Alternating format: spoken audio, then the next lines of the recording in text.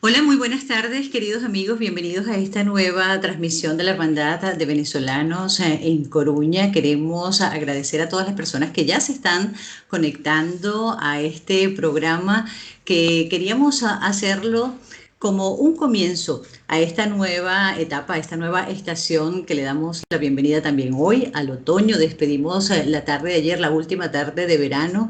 Estamos comenzando una semana con muchas interrogantes, con muchos planteamientos, una vuelta al cole que la tenemos ya para los alumnos de la ESO a partir del día de mañana. Ya los más pequeños comenzaron la semana pasada y bueno, todos los que también tuvimos la oportunidad de disfrutar algunos días de vacaciones, estamos de vuelta a las rutinas, a las nuevas planificaciones, al orden y bueno, también con muchas emociones encontradas por estos tiempos que estamos viviendo.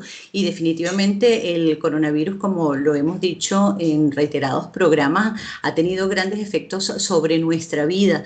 Nos ha cambiado la manera de comportarnos, nos ha cambiado la manera de adecuarnos al trabajo, a la casa, a las rutinas que a diario teníamos. Hemos pasado de un confinamiento a una etapa de flexibilización, nos hemos ido incorporando progresivamente, aún muchos todavía están teletrabajando. En fin, nos ha tocado la vida y podríamos decir que también el coronavirus nos ha contagiado las emociones. Por eso hoy hemos querido compartir este programa especial con una amiga de la casa, con una especialista en el tema de las emociones, en el tema de la ansiedad. He tenido la oportunidad de conversar con ella algunos temas que estaremos ampliando durante esta transmisión. Por ello, la invitación a todos los que nos están siguiendo para que desde ya puedan realizar sus comentarios, sus planteamientos, sus preguntas. Estamos abiertos desde ya. ¿Cómo vamos a controlar nosotros estas emociones o cómo las hemos controlado, cómo nos han afectado? Tenemos varios temas que tratar en el día de hoy, por eso la invitación nuevamente para que participen a través de este Facebook Live que estamos realizando hoy. Como les comenté al principio, es natural sentir ansiedad. Es una reacción normal que tenemos todos los seres humanos cuando nos enfrentamos a situaciones de cambio, a situaciones difíciles, a momentos que no nos esperábamos, como quizás estos que hemos estado viviendo en estos tiempos. ¿Cómo los afrontamos? ¿Cómo eso nos afecta nuestra vida diaria? ¿Cómo afecta nuestras emociones? Es un tema que tiene muchas aristas, que tiene muchos aspectos para abordar. Sin embargo, trataremos hoy de hacerlo con nuestra especialista en algunos bloques muy puntuales para el interés de todos y cada uno de nuestros seguidores. Cuando tenemos síntomas de algún tipo de trastorno, de algún tipo de ansiedad, cuando tenemos algún tipo de reacción frente a una realidad, no todos reaccionamos de la misma manera. Esto es importante tenerlo en cuenta y por eso yo quiero darle ya la bienvenida a nuestra invitada en esta transmisión. Se trata Hola, de nuestra psicólogo que ya la tenemos en pantalla, Alejandra Sierra. Bienvenida, Alejandra, un gusto, un placer gracias. tenerte hoy. Igualmente, gracias. ¿Qué tal? ¿Cómo están esas emociones hoy en día? ¿Están a flor de piel? Bastante, yo creo, ¿no? O sea, creo que la presentación que hiciste creo que no puede ser más acertada. O sea, se nota un montón la verdad, o sea, se nota que cada uno de nosotros vamos polarizando nuestras emociones, ¿no? Hay personas que siguen un poco más tranquilas, pero en general yo creo que casi todos hemos tenido nuestros picos a lo largo de estos meses. ¿Cuál es la valoración, Alejandra, que tú has hecho luego de pasar de este estado de alarma, un estado de confinamiento, a un estado de desescalada, a comenzar a retomar? ¿Cuál es la valoración que tú has hecho como psicólogo, como especialista? Bueno, la verdad que yo hago un enfoque bastante positivo. O sea, igual frente a lo que se puede ver en la tele o lo que se puede ver un poco en los periódicos, creo que la mayor parte de la gente o de la población ha sido capaz de sobrellevar la situación de una forma exitosa. A veces algo exitoso a nivel psicológico no quiere decir que venga acompañado de emociones positivas, ¿no? Aunque haya habido ese periodo de adaptación, pero las personas en general han sido capaces de adaptarse a esa nueva normalidad o a esa nueva realidad que les ha tocado vivir. Sí que es cierto que hay personas que han tenido picos de ansiedad o que han tenido momentos o han desencadenado momentos difíciles en su vida, pero en general yo creo que la mayor parte de las personas lo han llevado bien, o sea, bien a nivel psicológico, quiero decir. Igual no es lo mismo que se suele explicar a nivel general, bien no significa totalmente estar feliz siempre o totalmente estar alegre siempre, sino que también a veces en periodos de adaptación esas emociones negativas también nos ayudan a llevarlas mejor. ¿Y cómo sucumbimos o cómo sabemos nosotros que sucumbimos a esas situaciones negativas? Lo sabemos porque ahí es cuando nos empieza a costar seguir con nuestro trabajo, seguir con nuestra rutina. Notamos emociones un poquito más extremas en el sentido de que notamos mucho cansancio o notamos mucha ansiedad. Las situaciones que igual antes las sobrellevábamos o las llevábamos más o menos bien, ahora nos parecen mucho más complicadas, es decir, como que nuestras emociones son más pico, ¿no? Igual podemos estar un poco más cansados o dormir un poquito peor y eso podría estar dentro de la normalidad, pero si ya notamos insomnio, si ya notamos dificultades de sueño como pesadillas o pesadillas muy recurrentes o eso, picos de ansiedad en los que yo me levanto pues con un ataque de ansiedad o con taquicardias o con preocupaciones constantemente, ahí ya sí que puedo pensar que me está superando la situación. En este caso podemos hablar de que hay emociones sanas y emociones que no son tan sanas. Exacto, tal cual. Y las emociones normalmente lo que solemos hacer es, se puede explicar como sanas o no tan sanas, o más bien adaptativas o desadaptativas, ¿no? Y dentro de esas emociones adaptativas o desadaptativas puede haber las que vivimos con placer y las que vivimos con displacer.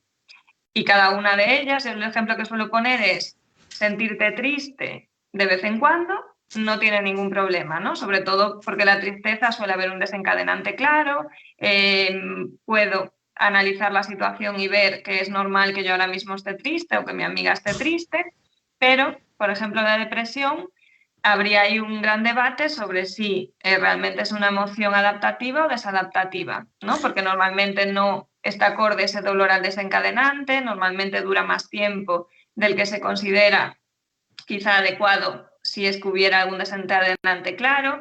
Entonces ahí es donde tenemos que saber si realmente esa emoción está siendo adaptativa o desadaptativa para esa persona, ¿no? No le ayuda. Precisamente, precisamente allí va mi próxima pregunta, porque algunas personas me habían preguntado durante la promoción de este espacio cuál era la diferencia fundamental, es decir, entre la ansiedad y la depresión. Me hablaste allí del tema de tristeza, si se profundiza o no más la tristeza, cuando realmente sabemos que estamos ansiosos por algo y podemos adaptarnos de acuerdo a esa ansiedad a cuando estamos muy tristes y ya podemos entonces hablar de un proceso depresivo. Normalmente la tristeza tiene un periodo determinado de tiempo, que suelen ser unos días, y eso sobre todo lo que se valora a nivel profesional es que esté adaptada a la situación, ¿no? Es decir, un duelo, por ejemplo, puede estar perfectamente adaptado a la situación. Tiene sintomatología similar a un episodio depresivo, pero tiene una duración determinada en el tiempo, unos límites emocionales más o menos claros, que los profesionales sí que tenemos la capacidad un poco para diferenciar, ¿no? Y también podemos ver las vulnerabilidades o las fortalezas de esa persona para ver si realmente está viviendo ese duelo normalizado, por decirlo de alguna manera. Como ciudadano, o sea, como persona, digamos, para diferenciar si mi tristeza es excesiva o no, ahí lo que tenemos que ver es cómo me influye, lo que comentaba antes, cómo me influye en mi día a día. Tengo más tendencia a quedarme en cama, me cuesta realizar mis actividades habituales, no soy capaz directamente de hacer lo que hacía antes, igual he dejado de comer, he dejado de cuidarme, he dejado incluso de hacer actividades de las que antes disfrutaba y ahora ya no disfruto, quedar con mis amigos ya no me reporta lo que me reportaba antes. Entonces ahí eso me empieza a dar información sobre que esa emoción quizá está siendo excesiva y me está comiendo mi vida, ¿no? Por decirlo o explicarlo de alguna manera. Es como si la emoción acaba siendo mi vida, en vez de tengo una emoción que me acompaña a lo largo del día. Alejandra, ¿y qué influye para que una persona controle más o menos esos procesos de ansiedad? Es decir, ¿puede influir la genética? ¿Puede influir el género? ¿Qué influye en eso? Tal cual, es multifactorial. Puede influir el género, puede influir la genética, puede influir los factores socioeducativos, puede influir el nivel cultural, el nivel socioeconómico. O sea, al final en las personas acaban influyendo todos los factores en los que nosotros vamos viviendo, ¿no? Incluso nuestras experiencias de vida, nuestra familia, amigos, enseñanzas, etcétera. Entonces, al final todo eso acaba haciendo un cóctel de fortalezas y de vulnerabilidades. Entonces yo puedo tener más habilidades a la hora de enfrentar situaciones complicadas o puedo tener menos vulnerabilidades o más fortalezas o lo que sea. Y eso siempre se evalúa, siempre se mira a la persona como un conjunto. En este caso, cuando hablamos de lo que podría ser el género, ¿hay algún tipo de estadística que manejen ustedes a cómo enfrentamos estos procesos los hombres o las mujeres en determinado momento? Ahí va a depender mucho, dependiendo de los rangos de edad, sobre todo. Por ejemplo, en depresión, sí que, por ejemplo, en las mujeres suele haber un rango de depresión durante su etapa adulta, es decir, normalmente, ahora no tengo claro el rango de edad, pero más o menos desde los 30 hasta los 50, las mujeres son más vulnerables a tener una depresión, ¿no? O algún episodio depresivo, mientras que los varones acaban teniendo episodios depresivos a partir más o menos de esa edad, ¿no? Cuando ya llegan los 50, 60, más cuando entran quizá en la etapa de jubilación. Y las mujeres no suele ocurrir más como en nuestra etapa adulta, ¿no? Porque quizá nuestro nivel de exigencia o lo que se nos suele exigir a nivel sociedad, incluso a nivel personal, nuestra propia autoexigencia, suele hacernos difícil quizá vivir ciertas situaciones, ¿no? Entonces... Y ese nivel de exigencia que tenemos como seres humanos, te pregunto si de alguna manera nosotros estamos conscientes de la importancia de cuidar ese tipo de aspectos importantes para la salud mental de cada uno de nosotros. Yo creo que cada vez más. Creo que sí que cada vez estamos siendo mucho más conscientes de la importancia que tiene la salud mental. Le estamos empezando a dar casi el nivel de importancia que le dábamos anteriormente a la salud física. Pero bueno, creo que aún nos queda mucho camino por recorrer, ¿no? Pero sí que está mucho más presente. Creo que cada vez somos más conscientes, cada vez tenemos más cultura a nivel salud mental, entonces también entendemos mejor nuestros procesos internos y los procesos de otras personas. Pero bueno, creo que queda todavía mucho por recorrer. Todavía hay muchos mitos, todavía hay mucha vergüenza a la hora de acudir a los profesionales.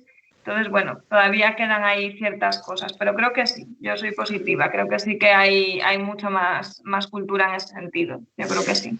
Precisamente para eso estamos haciendo este programa en el día de hoy, porque sabemos que quizás muchas personas pueden tener estos elementos de los que nos ha hablado Alejandra en estos minutos y bueno, saber que hay especialistas precisamente para ayudarnos a salir en algún momento determinado de algún problema, para acudir sin miedo, es decir, reconocer desde nuestra perspectiva que podemos tener algún problema, que no somos capaces en un momento determinado de decir solamente no, yo sí puedo porque sí, pues, sino que realmente tenemos que compartirlo para que nos puedan ayudar en ese momento. Aprovecho este paréntesis para saludar a todas las personas que nos están siguiendo, que están conectados a la transmisión. Saludamos a Gabriela Belgrave, también a Chema Freire, a Juan Fernando Madrigal Calderón desde Vigo, que está conectado, a Maite González, a todos los que tendrán la oportunidad de visualizar esta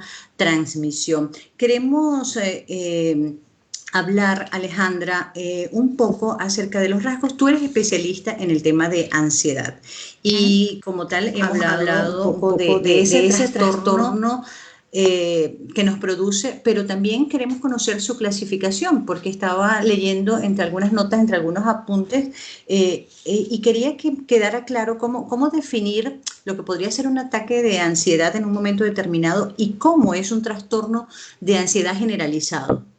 Vale.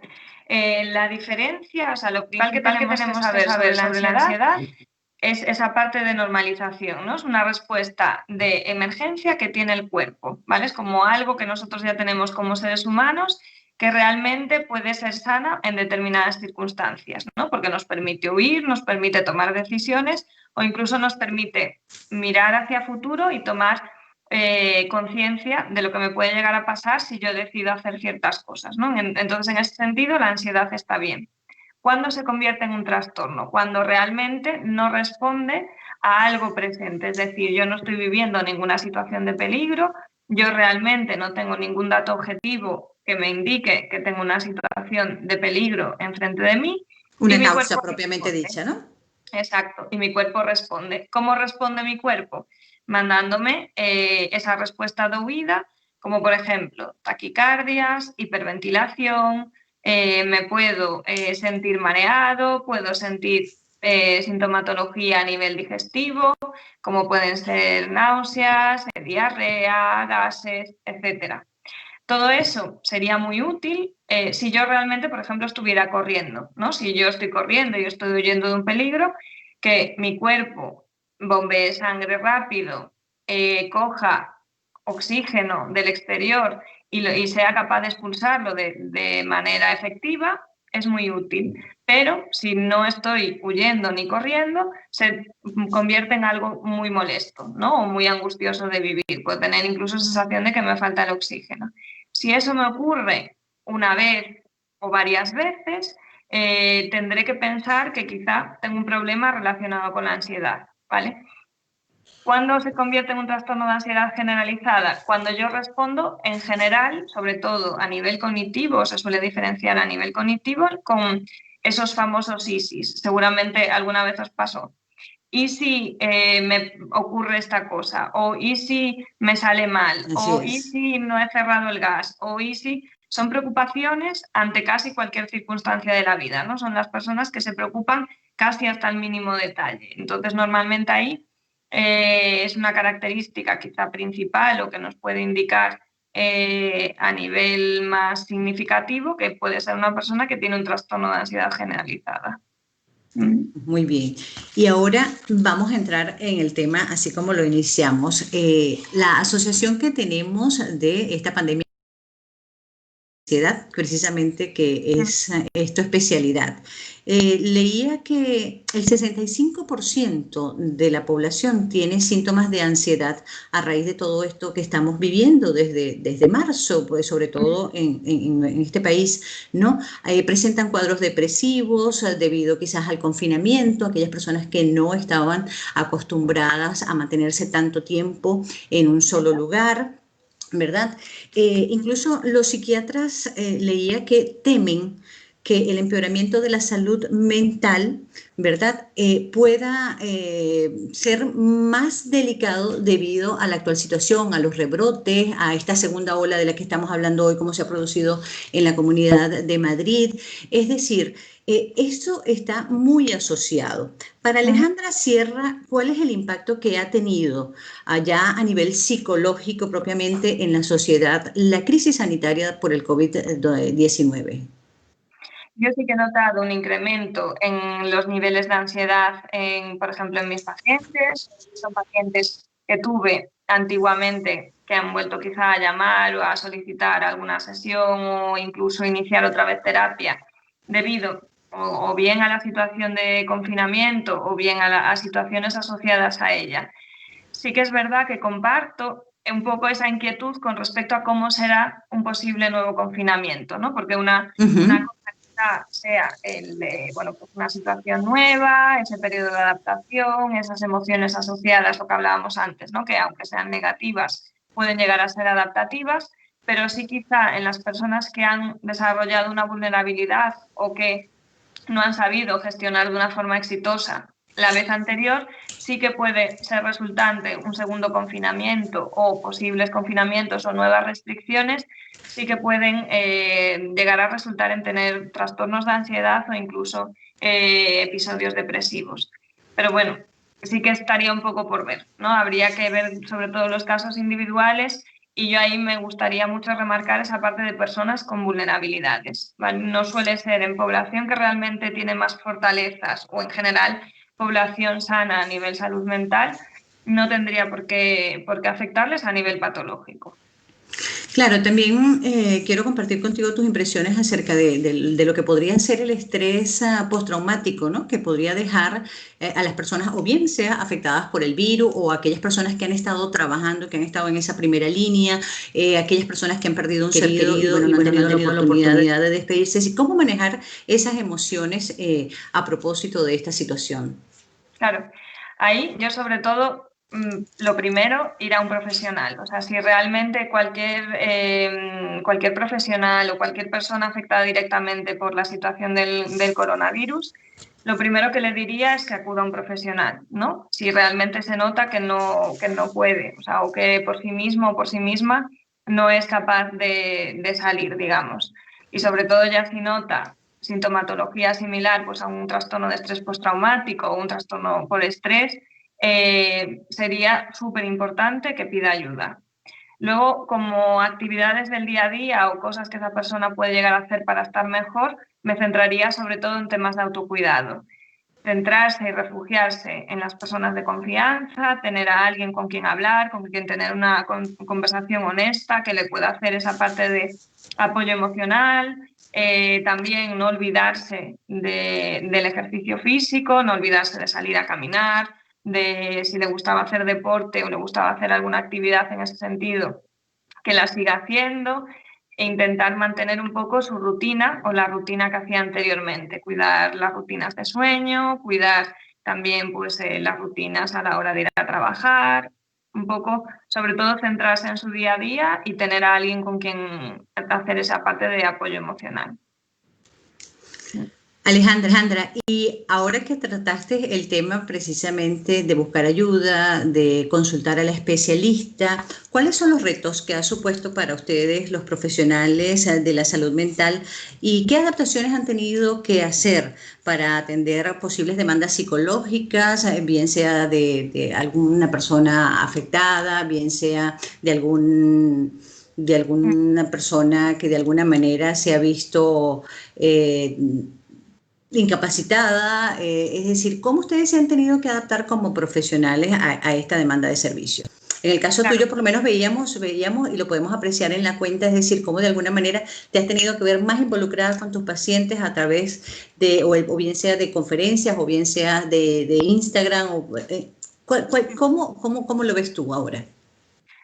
Así, realmente nos hemos tenido que adaptar a esa parte de online, ¿no? Es decir, contactar con la gente y que sepan que pueden actuar, o sea, que pueden pedir esa ayuda y cuáles son esos profesionales de confianza, ¿no? Y que también tengan, por decirlo de alguna manera, ese material de apoyo, ¿no? Que puedan acudir a redes profesionales como perfiles, como puede ser el mío o de otros profesionales, en los que puedan recibir ese apoyo a nivel psicológico. Luego a nivel consulta, flexibilizando o intentando flexibilizar horarios, también sin olvidarse de esa parte de autocuidado también del terapeuta, porque muchos de nosotros también nos podemos haber visto afectados por situaciones personales difíciles o incluso venir de situaciones en las que hacer frente a toda esa demanda puede ser complicado, ¿no? Entonces, pues hacer más derivaciones, hacer más red profesional. Yo, por ejemplo, en este caso, sí que he hecho mucho la parte de derivar a otros profesionales para hacer frente a la demanda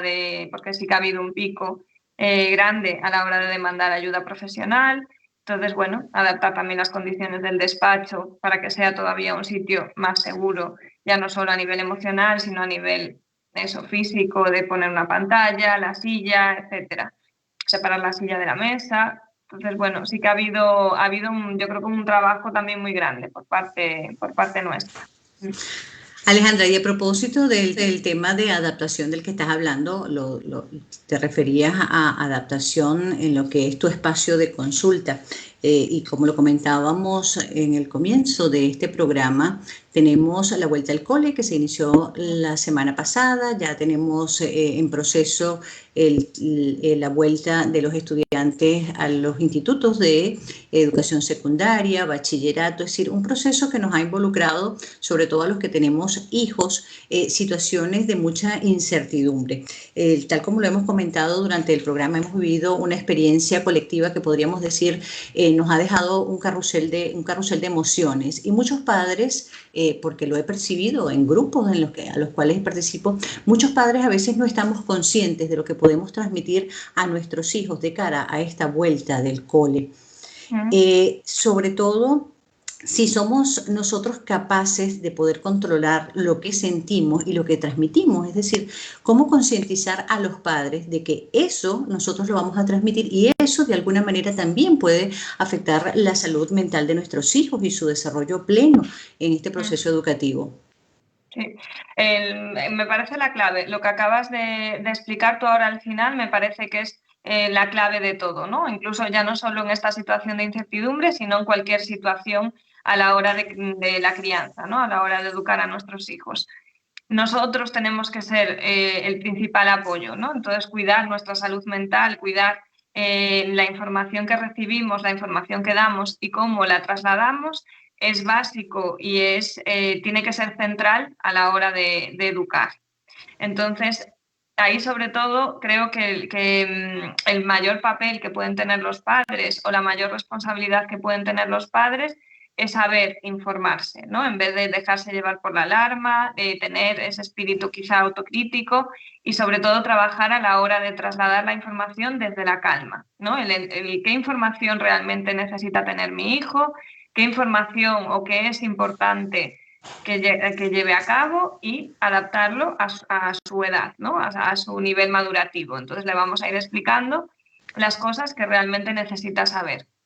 Todo lo demás, incluso conversaciones de adultos, conversaciones que nosotras podamos tener para ventilar, será mejor que lo realicemos con nuestra pareja, si tenemos pareja, o con nuestros familiares, amigos o gente de confianza en caso de no tener una pareja, ¿no? El intentar de alguna manera tener nuestra gestión emocional de forma personal y privada y luego trasladarla a nuestros hijos la parte sana de esa información. Y en este caso, ¿cómo crees tú que puede afectar a los niños a todo el tema de esas medidas sanitarias que lamentablemente tienen que tener en este inicio de nuevo año escolar? Nos referimos a que, bueno, ya no pueden abrazarse, ya no pueden compartir en un recreo como lo hacían antes, ya tienen que llevar una mascarilla, ya tienen que mantener esa misma distancia social. ¿Cómo se adaptan nuestros niños? ¿Se adaptan mejor que nosotros? Yo creo que tienen mayor flexibilidad. Eso sí que creo que es cierto que los niños también, dependiendo de la información que le hayamos dado nosotros, es decir, lo que nosotros hagamos para normalizar esa situación, incluso explicándoles un poquito más allá, ¿no? Nosotros podemos hacer el esfuerzo de explicarles un poquito más allá. Esta es una situación temporal en la que, bueno, vas a tener que jugar de esta manera, pero no pasa nada. Más adelante llegará el momento en que podamos volver a hacer las cosas como siempre, pero siempre un poco desde esa normalidad, ¿no? Creo que sí que puede haber niños que se sientan afectados como los adultos, ¿no? Por una situación tan rara, niños que quizás sean más de contacto físico, ahí ya, claro, ya va a contar esa idiosincrasia del niño, ¿no? Pero esa gestión emocional también se la podemos trasladar a ellos, como igual que nos pasa como adultos. Hay adultos pues, que quizá no necesitan tanto ese contacto con otros, son personas más introvertidas y que llevan bien este tipo de cambios a nivel social,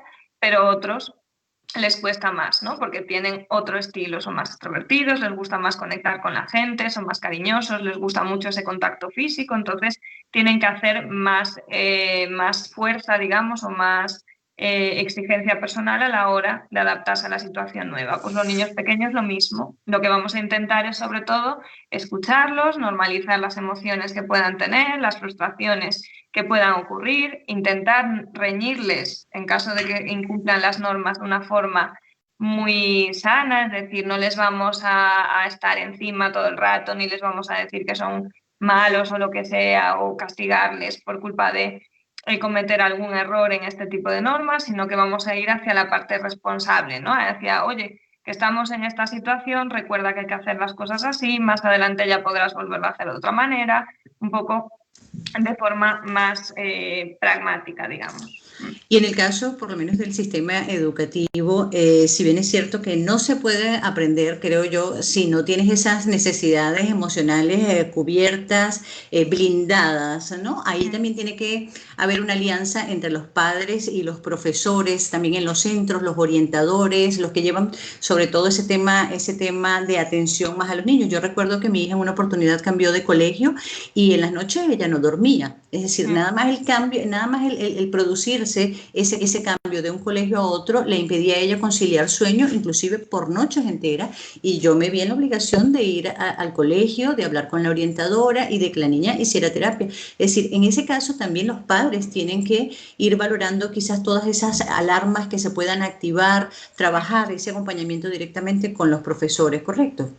Sí, sí, sí. Tú lo hiciste, o sea, de 10. Me parece que es la situación en cómo se tienen que orientar las cosas, ¿no? Yo veo que a mi hijo le está costando adaptarse o a mi hija le está costando adaptarse a una situación nueva, entonces voy a hacer alianza, ¿no? Con los otros mayores referentes de mi hija, ¿no? Con las otras personas con las que se relacionan el día a día y tienen un factor importante a la hora de educarla. Entonces, pues voy a hablar con los profesores, voy a hablar con la orientadora, pido ayuda profesional en caso de que se necesite. O sea, me parece que es la hoja de ruta que se tiene que seguir en cualquier situación, ¿no? Y en esta lo mismo, yo veo que mi hijo pues igual le está costando más esta nueva normalidad, entonces pues voy a hablar con los profesores, voy a hablar con la orientadora y en caso de necesidad contactar con un profesional.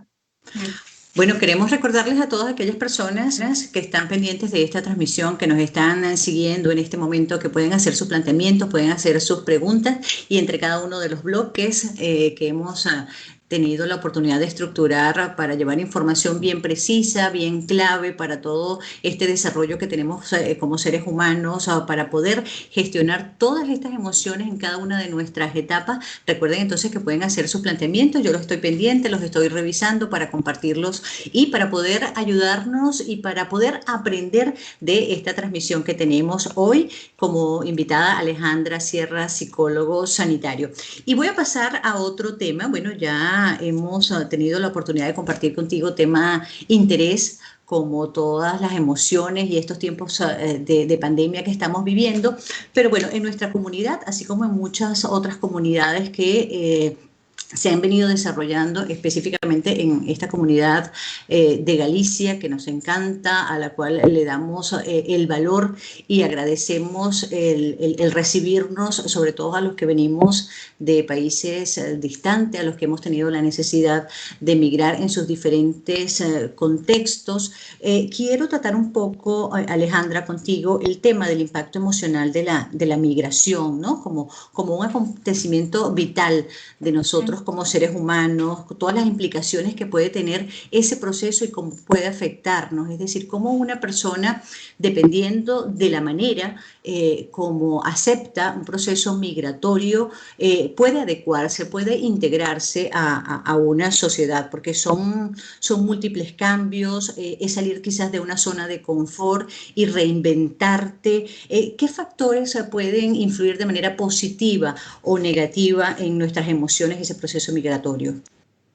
De forma negativa, por empezar un poco y luego terminar por la parte positiva, de Así forma es. negativa, sobre todo esa ansiedad, ¿no? O ese periodo adaptativo va a depender mucho de hacia dónde te vas, ¿no? De cuánto se parece de dónde te vas a dónde vienes. Pero aún así, los factores culturales, los factores, incluso lo más básico, las cosas que nos vienen naturalizadas, ¿no? Como puede ser las relaciones con otros, cambian enormemente de un país a otro, ¿no? Incluso de una zona de un país a otro. Claro, es que incluso tenemos que abandonar quizás algún tipo de creencia, algún tipo de convicción que tengamos. Sí, o sea, vamos a notar cambios absolutamente en todo, ¿no? Lo que iba a decir, por ejemplo, aunque te vayas de Galicia y te vayas a Asturias, vas a notar un montón de diferencias en cómo relacionarte con los demás, en cómo se hacen las cosas allí, adaptarte a cómo se busca empleo en esa zona. O sea, van a ser un montón de cambios que el cuerpo los tiene que ir aprendiendo poco a poco, ¿no? Lo que pasa es que cuando vivimos un proceso migratorio, al final es como si lo tuviéramos que aprender casi de golpe. Y luego también los duelos. Podemos vivir duelos dependiendo del país a donde nos hayamos ido. Porque podemos estar mucho tiempo sin poder regresar a nuestro país de origen, sin ver a nuestra familia, sin ver a nuestros hijos, a personas que quizá son muy importantes para nosotros. Y a veces una conversación telefónica o un Skype no llega, ¿no? A veces cuando necesitamos Sí. realmente romper o necesitamos realmente hablar con alguien y tener esa cercanía con alguien importante, no lo tenemos realmente cerca, ¿no? Entonces podemos llegar a vivir situaciones muy duras o muy complicadas, sintiéndonos muy solos en muchas ocasiones. Entonces es un periodo que implica mucho a nivel psicológico, que muchas personas lo superan de forma exitosa, muchas personas tienen estas habilidades. Ahí es a donde voy hacia la parte positiva, ¿no? Igual que hay personas que les puede costar y lo que más puedo notar sobre todo es esa ansiedad, hay muchas personas que ya vienen como con esas habilidades de base. Lo que tenemos que entender es que los seres humanos hemos vivido a lo largo de nuestra historia situaciones muy, muy difíciles. Entonces, ya tenemos de alguna manera, de forma casi innata, por decirlo así, ciertas habilidades de adaptación, ciertas habilidades para gestionar los cambios, para gestionar esas salidas de nuestra zona de confort, porque es lo que llevamos haciendo a lo largo de nuestra evolución, ¿no? A lo largo de toda nuestra historia es lo que llevamos haciendo como humanos. Entonces, esa es la parte positiva. Realmente, aunque nos cueste mucho y en muchas situaciones sea doloroso, tenemos esa capacidad adaptativa casi en nuestros genes. Así es. Y hay algunas personas que, bueno, que tienen quizás esas habilidades, esa fortaleza, esa manera de adaptación a este proceso. Cuando tratábamos el tema precisamente de la ansiedad, lo que implica ese proceso migratorio también podría considerarse un factor de riesgo en la parte negativa que nos has explicado. Sí.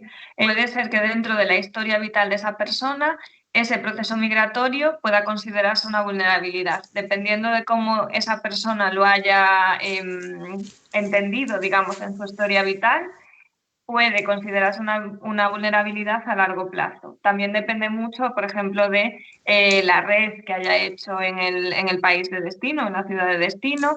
Va a depender también mucho de cómo es su día a día, las posibilidades o el acceso a ciertas cosas que haya podido tener y, por ejemplo, pues quizá el tipo de empleo al que haya accedido, etcétera. Es decir, vamos a ver al final su estilo de vida, cómo se ha ido adaptando, ¿no? O cómo ha ido esa persona haciendo de nuevo su vida en ese país.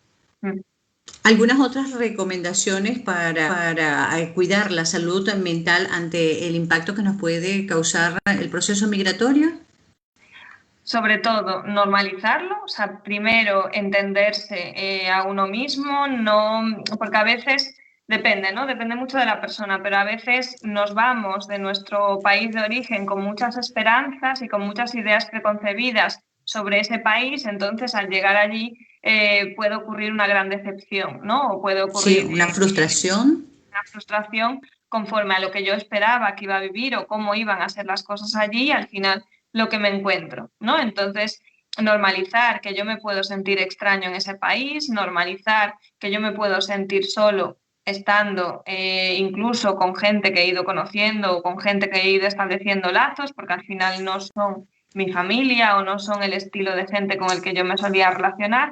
Entonces, primero normalizar todas las emociones que yo puedo llegar a vivir, ¿no? Porque mi cuerpo está viviendo una situación excepcional.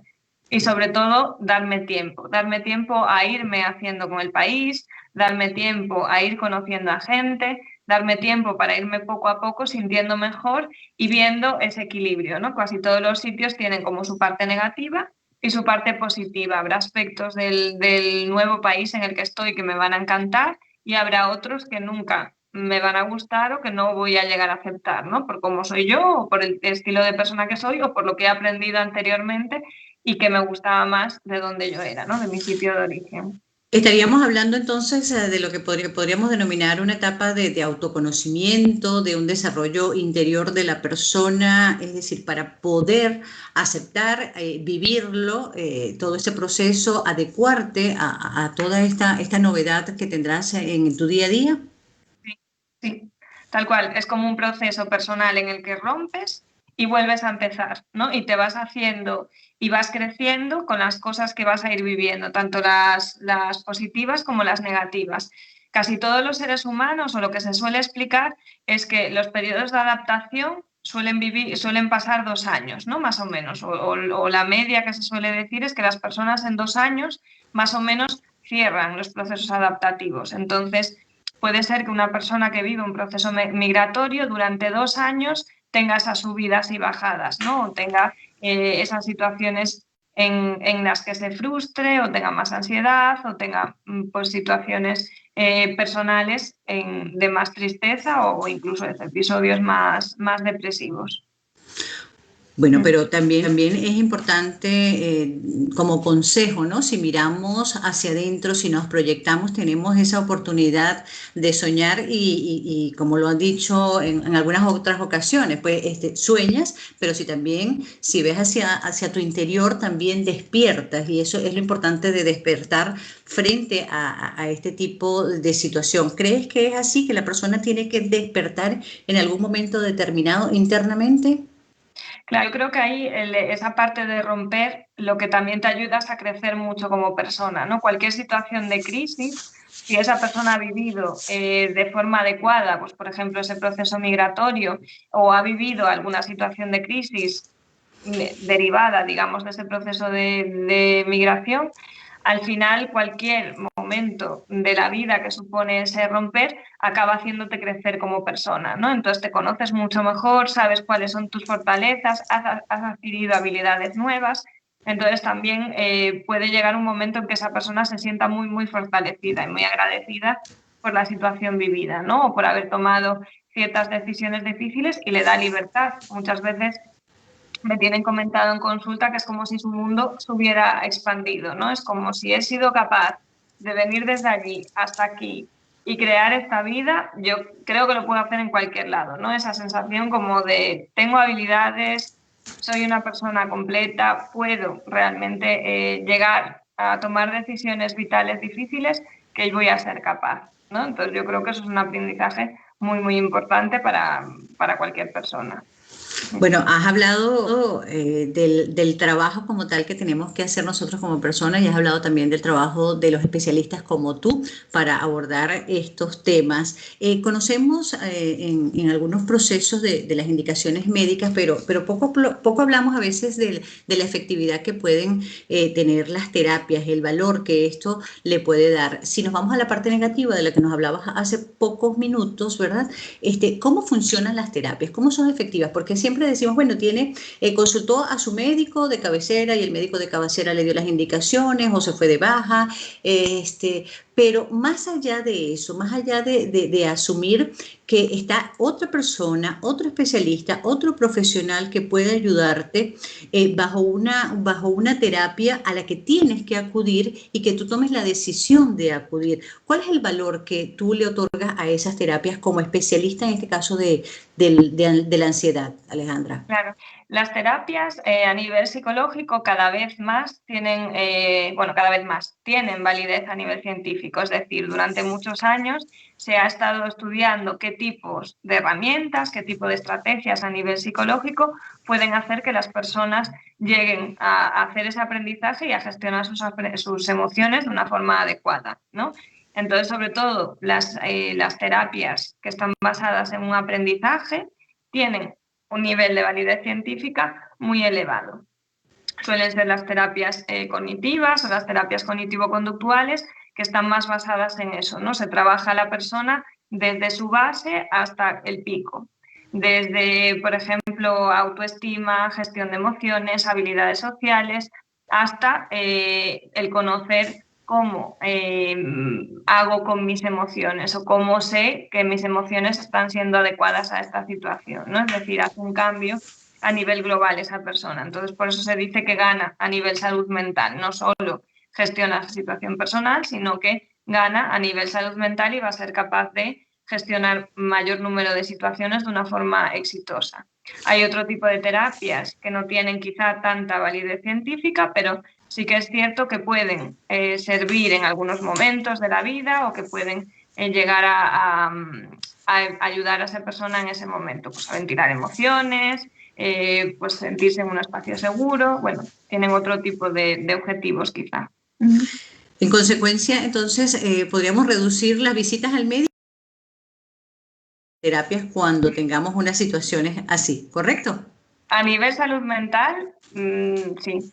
O sea, lo digo creo casi con la boca grande. Creo que sí que se puede reducir mucho las visitas a nivel médico, las visitas incluso a atención primaria, si se hiciera un buen trabajo a nivel salud mental en la población general.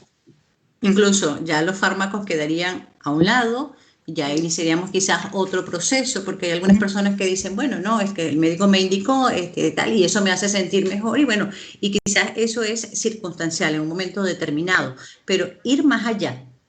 Sí, La ventaja exactamente. como tal, en este caso, leía en tu reseña que tú aplicas lo que es la terapia cognitiva, ¿correcto?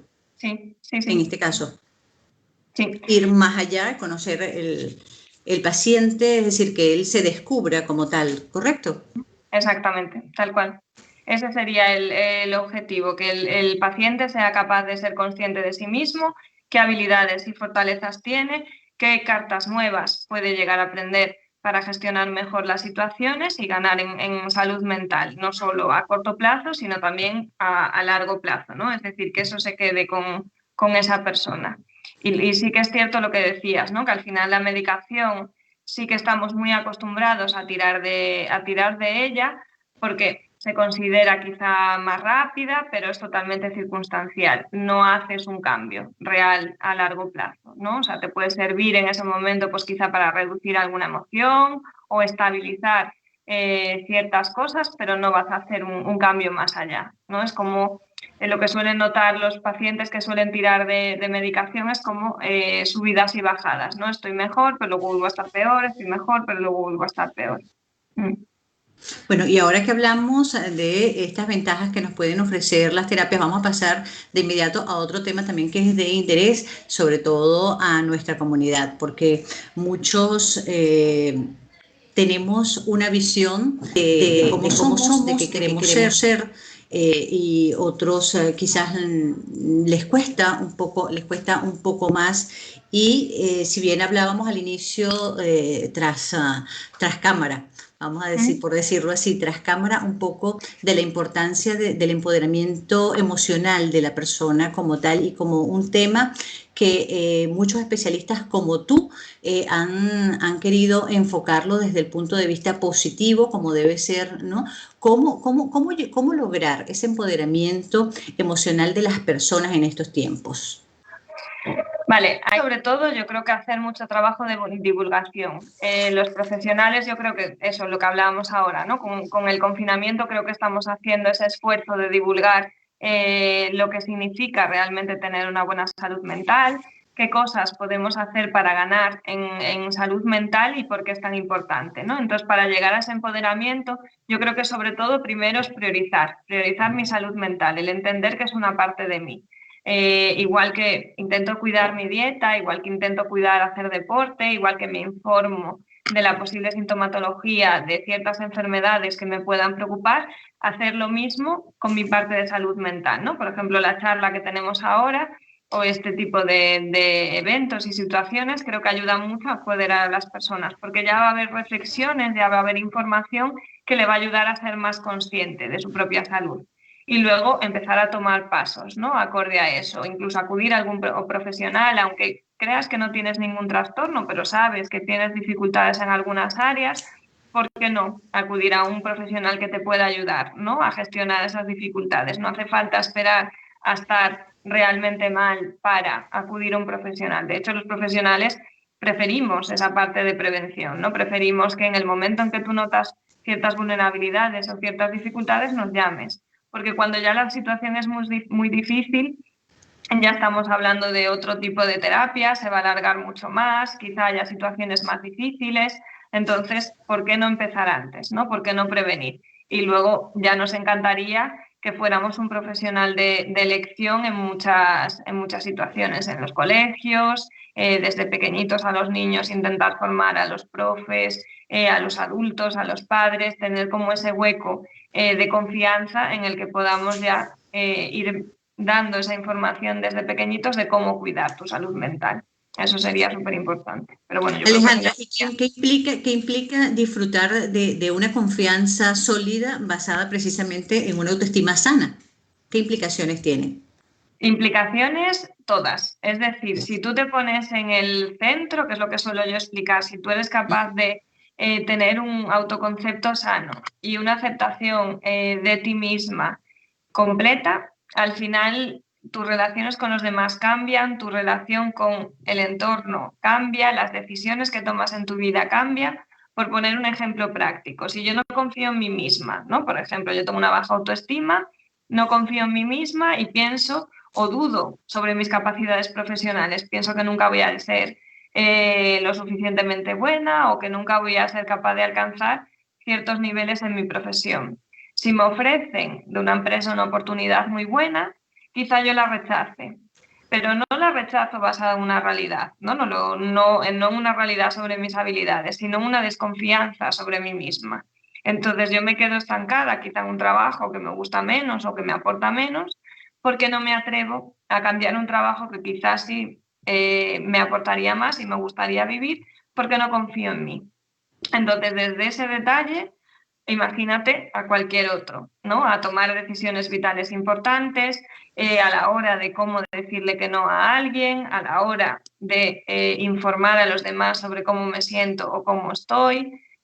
Influye absolutamente en todo. Creo que el poder educar en autoestima y el ganar en autoestima es básico. Nos permitiría entonces establecer relaciones de igual a igual, ¿correcto? Totalmente. Sí.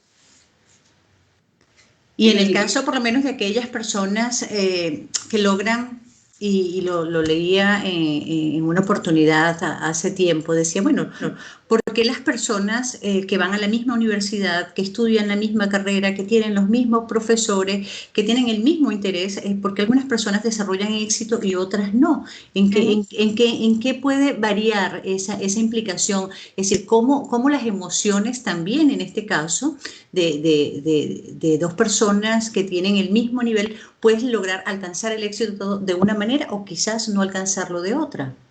Claro, y sí que puede ser multifactorial, pero bueno, poniéndonos que si las dos personas tuvieran exactamente el mismo nivel, sí que es cierto que la confianza que pueda tener cada una de esas dos en sí misma sí puede ser influyente, ¿no? Incluso ya en las decisiones que hayan ido tomando a la hora de estudiar. Quizás sus notas son similares, incluso su inteligencia puede ser similar, pero si uno confía en sí mismo, si una de ellas confía en sí misma, sí que va a tener mayor tendencia a coger mayor número de oportunidades, ¿no? Es decir, si realmente fuera exactamente igual su historia de vida, sí que puede influir ese nivel de confianza que pueda tener. Alejandra, nos quedan pocos minutos, pero yo no puedo pasar por alto.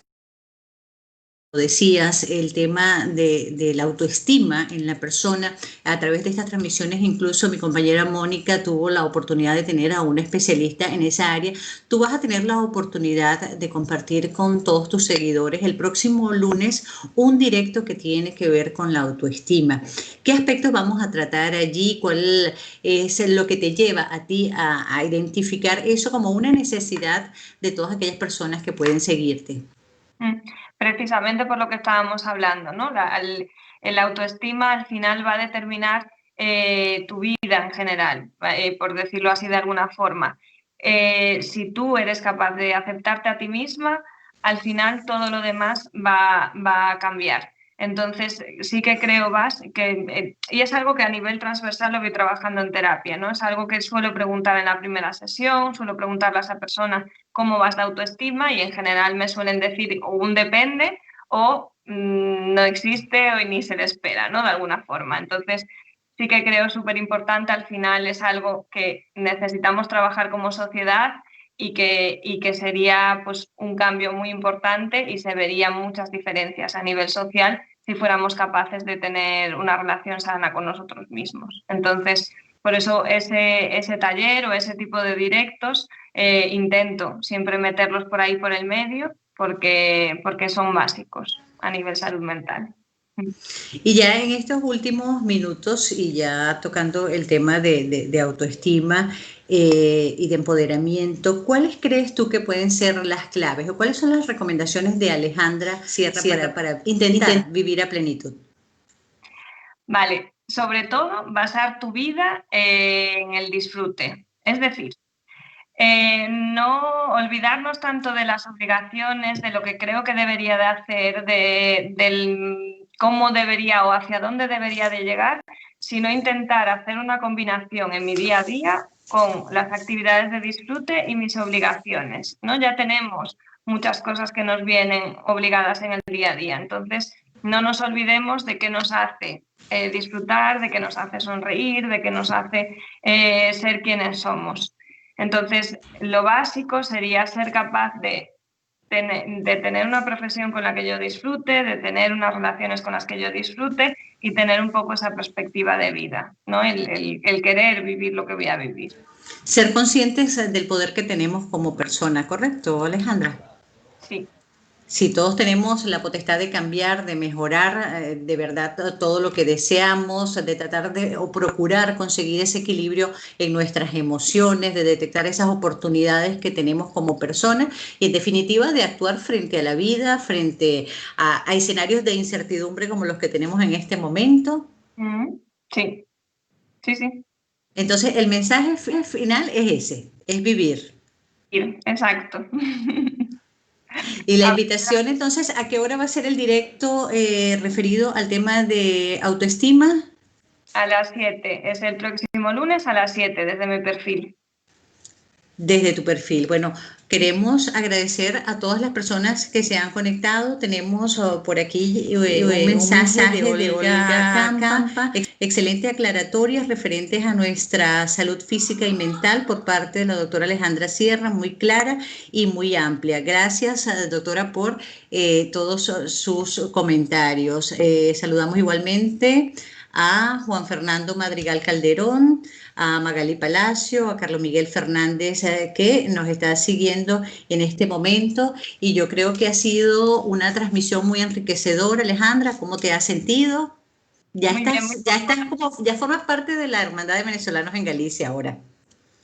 Bueno, muchísimas gracias. Me he sentido muy cómoda, me han encantado tus preguntas, creo que la verdad que han sido súper acertadas y las aclaraciones que has tenido han sido geniales, de verdad que sí, me ha gustado mucho. Alejandra, ya para despedir y conociéndote un poco más, ya no solamente desde tu trabajo, del cual ya tengo referencias, sino ya tratándote un poco más como persona, desde la confianza que nos da este espacio para poder ayudar, para poder transmitirle tranquilidad y sobre todo control a las personas en las diferentes etapas que viven.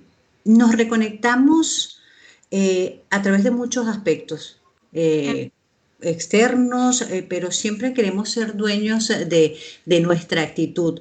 Tú eres una mujer que te defines como una mujer muy feminista y eso te lo aplaudo de verdad porque creo que trata también de explotar el empoderamiento de la mujer desde cualquier lugar que ocupe. Y bueno, yo quiero que cierres también con ese mensaje precisamente de empoderamiento a la mujer como tal.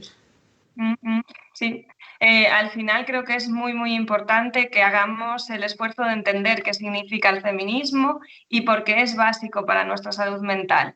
Lo pongo en grande, digamos, en mi perfil de Instagram precisamente por eso. Si somos capaces de, como sociedad y como personas, el aprender cómo nos ha ido limitando la educación que hemos ido recibiendo a lo largo de nuestra vida, tanto seamos mujer como seamos hombre, vamos a entender cómo nuestras relaciones van a influir en cómo nos vamos a sentir, ¿no? Y incluso dificultades que vamos a vivir con nuestras parejas o con las relaciones que tenemos con los demás tiene mucho que ver con esa educación que hemos recibido enormemente patriarcal, ¿no? Entonces, al final, ganar en feminismo, ganar en empoderamiento personal, va a hacer que mi salud mental y mi vida en general cambie radicalmente.